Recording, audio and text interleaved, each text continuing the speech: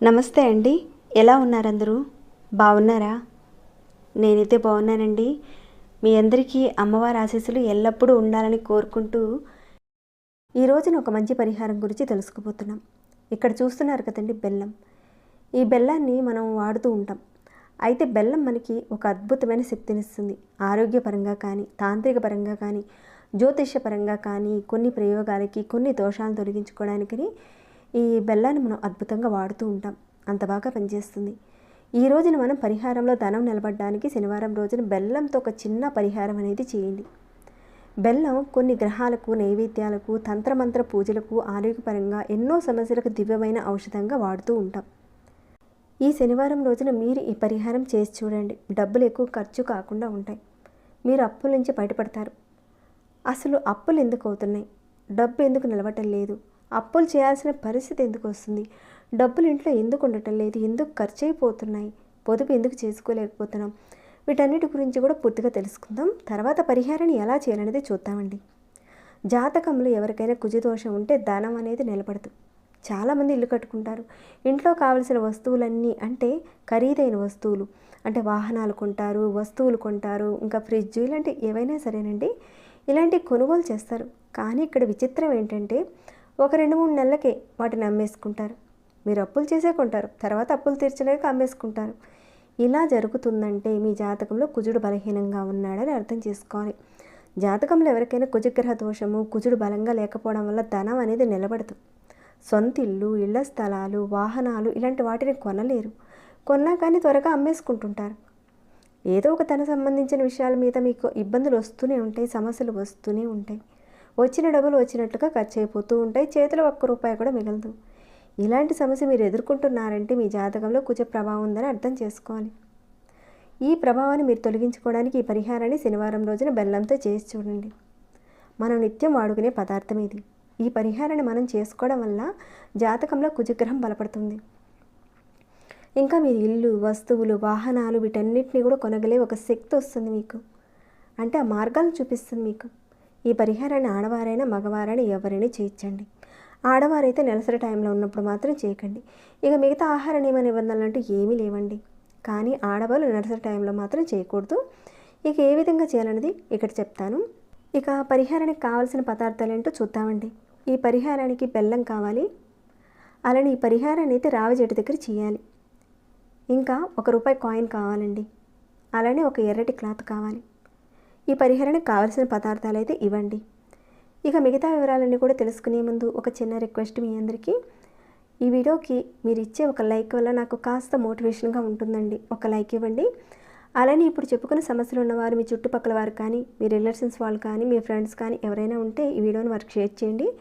వారి సమస్యకు ఒక హెల్ప్ చేసిన వారు అవుతారు, ఒక మార్గం చూపిన వారు అవుతారు.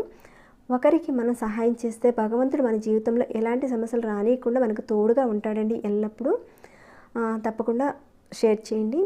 ఇక సబ్స్క్రైబ్ కాకుండా ఎవరైనా ఉంటే సబ్స్క్రైబ్ చేసుకుని నోటిఫికేషన్ వచ్చేలా ఆల్ అనే ఆప్షన్ని క్లిక్ చేయండి. ఇక ఈ వీడియోని అయితే ఆఖరి వరకు చూడండి. ఎలాంటి డౌట్స్ అనేటివి రావు, ఆఖరి వరకు చూడండి. ఇక పరిహారాన్ని ఎలా చేయాలనేది చూద్దాం. ఇక్కడ మీరు ఒక శనివారం రోజున ఇలాంటి ఒక ఎరుపు రంగు క్లాత్ తీసుకోండి. దానిలో కొద్దిగా చిన్న బెల్లం మొక్క పెట్టండి. ఇక్కడ చూపిస్తున్నాను కదండి, ఈ మాత్రం చాలు. అది తెల్ల బెల్లమైనా పర్వాలేదు, నల్ల బెల్లమైనా పర్వాలేదండి. కొద్దిగా పెట్టండి ఈ మాత్రం. ఇక తర్వాత ఒకే ₹1 బిళ్ళను పెట్టండి. తర్వాత దీన్ని మూటగా కట్టండి.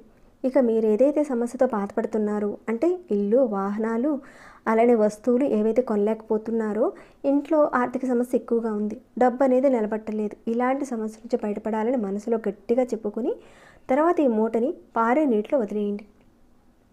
మురికి కాలువలో కాదండి, మంచినీటి కాలువలో కానీ, నదిలో కానీ. ఒకవేళ మీకు దగ్గరలో పారే నీళ్ళు లేకపోతే అప్పుడు మీరు ఏం చేస్తారంటే రావి చెట్టు, అంటే ఇది సింగిల్గా ఉన్నా పర్వాలేదు, లేదంటే రావి చెట్టు, వేప చెట్టు రెండు కలిసి ఉన్న చోట అయినా సరే ఈ మూటని అక్కడ పెట్టేసి వచ్చేసేయండి. ఈ పరిహారాన్ని మీరు ఉదయం నుంచి సాయంత్రం లోపుగా చేయాలండి. ఇక ఈ పరిహారాన్ని ఎన్ని వారాలు చేయాలంటే ఒక 5 శనివారాలు చేయాలి.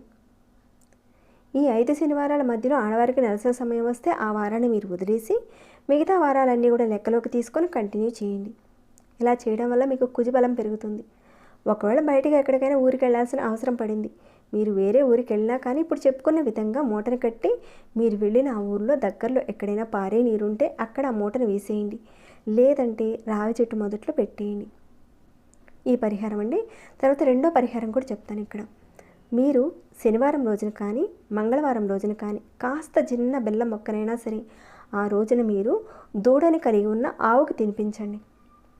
మీరు మంగళవారం రోజున కానీ శనివారం రోజున కానీ మీకు వీలైన ఒక రోజున తినిపించండి. అయితే మీరు బెల్లం ముక్క పెట్టినప్పుడు ఆవు మీ చేతి నాకినప్పుడు మీ మనసులో ఏవైతే ఆ కోరికలు ఉన్నాయో అవన్నీ కూడా తీరిపోతాయని అర్థం చేసుకోవాలండి మీరు. అంటే ఆవు ఖచ్చితంగా మీ చేతిని నాకాలి. అలా నాకితేనే కోరికలన్నీ కూడా నెరవేరుతాయి. ఇలా మంగళవారం రోజున కానీ శనివారం రోజున కానీ దూడ ఉన్న ఆవుకి తినిపించండి. ఖచ్చితంగా ఇన్ని వారాలు చెయ్యాలి అనేది ఏమీ లేదండి, మీరు చేస్తూ ఉండండి, మీకు మంచి మార్పులు అయితే ఉంటాయి. ఆ విధంగా మంగళవారం రోజున కానీ శనివారం రోజున కానీ మీకు కుదిరిన రోజు తినిపించండి. అలానే మరొకటి చెప్తానండి. మీ ఇంట్లో కుటుంబ సభ్యుల మధ్యన ప్రతి చిన్న విషయానికి గొడవలు, అనవసరమైన గొడవలు వస్తున్నాయి, ఇంట్లో ప్రశాంతత లేదు. అలాంటప్పుడు మీరు శనివారం రోజున ఒక చిన్న బెల్లం మొక్కని మీ ఇంట్లో ఉన్న చెట్లను అంటే కుండీలో పెంచుతూ ఉంటారు కదండి, ఆ కుండీలో ఉన్న మట్టిలో పాతి పెట్టేయండి.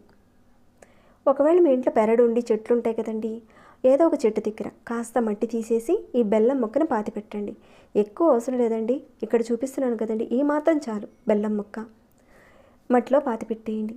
ఈ విధంగా పెట్టడం వల్ల ఏంటంటే భార్యాభర్తల మధ్య ఉన్న గొడవలు, కుటుంబ సభ్యుల మధ్య ఉన్న గొడవలు అన్నీ కూడా తగ్గిపోతాయి, ప్రశాంతత వస్తుంది. ఈ పరిహారాన్ని ప్రతివారం చేయనవసరం లేదండి, నెలకు ఒక్కసారి చేస్తే చాలు. ఇక్కడ చెప్పే పరిహారాలన్నీ కూడా కుజదోషం వల్ల ఇలాంటి సమస్యలు వస్తూ ఉంటాయి కాబట్టి వాటికి సంబంధించిన పరిహారాలు చెప్పానండి. ఇవన్నీ మన మనోసంకల్పాన్ని బట్టి నెరవేరుతాయి. మన ప్రేరణ, మన నమ్మకం అటన్నిటిని బట్టి ఉంటుంది. కాబట్టి చెప్పుకున్న పరిహారాలు అయితే చాలా చిన్న పరిహారాలు, పెద్దగా ఖర్చు లేనివి, కానీ నమ్మకంతో మీరు కోరుకుంటే ఖచ్చితంగా నెరవేరుతాయండి. నా సమస్యలు తీరిపోతున్నాయి అని మీరు ఒక దృఢ సంకల్పంతో చేయండి. బెల్లమే కదా అని మీరు తక్కువ అంచనా మాత్రం వేయకండి. ఇక్కడ మీరు చూసుకుంటే దేవుడికి నైవేద్యంగా పెడతారు, పూజలుగా వాడుతుంటారు, ఆరోగ్యపరంగా వాడుతూ ఉంటాం. ఎంతో అద్భుతమైన శక్తి కలిగిన ప్రాకృతికమైన పదార్థం ఇది. ఈ విధానాన్ని తూచా తప్పకుండా ఖచ్చితంగా పాటించండి. ఏవైతే కోరికలు ఉన్నాయో, సమస్యలు ఉన్నాయో ఖచ్చితంగా వాటి నుంచి బయటపడతారు, ధన లాభం కలుగుతుంది. ఇవన్నీ కూడా సిద్ధి ఉపాయాలండి. చేస్తూ ఉంటే ఖచ్చితంగా ఫలితాలను పొందుతారు, మార్పులను అయితే చూస్తారు. తప్పకుండా చేసుకొని మీరందరూ కూడా లాభం పొందాలని నేను కోరుకుంటున్నాను. ఇక ఈ వీడియోని ఇంతటితో ముగిస్తున్నాను. ఇంకేమైనా డౌట్స్ ఉంటే అడగండి, తప్పకుండా రిప్లై ఇస్తాను. ఇంకా లైక్ చేయకుండా చూస్తూ ఉంటే లైక్ ఇవ్వండి. ఇలాంటి మంచి మంచి విషయాలు మీరు తెలుసుకోవాలనుకున్నా, ఆచరించాలనుకున్నా, మీకున్న సమస్యలను పోగొట్టుకోవాలనుకున్నా మన ఛానల్కి సబ్స్క్రైబ్ చేసుకుని డైలీ వాచ్ చేస్తూ ఉండండి. మరొక భక్తి వీడియోలో మళ్ళీ మిమ్మల్ని కలుసుకుంటాను. అంతవరకు సెలవు.